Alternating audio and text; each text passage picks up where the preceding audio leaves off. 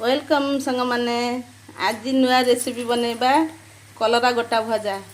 प्रथमे हलदी देदेबा, लुण टिके देदेबा, ताको टे हल्का सिझे नवा।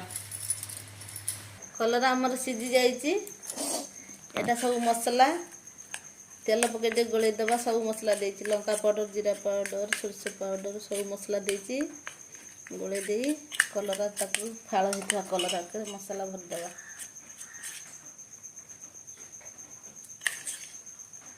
प्रत्येक कलर रे एमती मसला भरी दे करी रख देबा।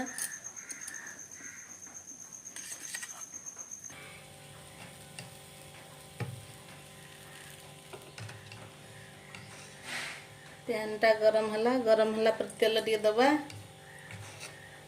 तेल दला परे कलरा गोटाटा भाजी दा मसला भर देछि।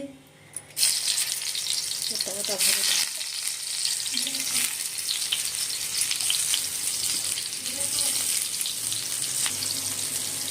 देखंतु कलरा को एमती के नौडे दबा।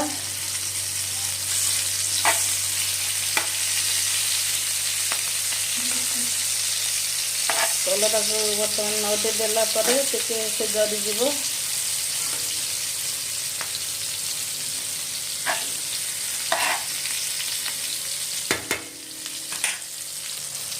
बर्तमान देखंतु हमर कलरा सब हे आछलानी।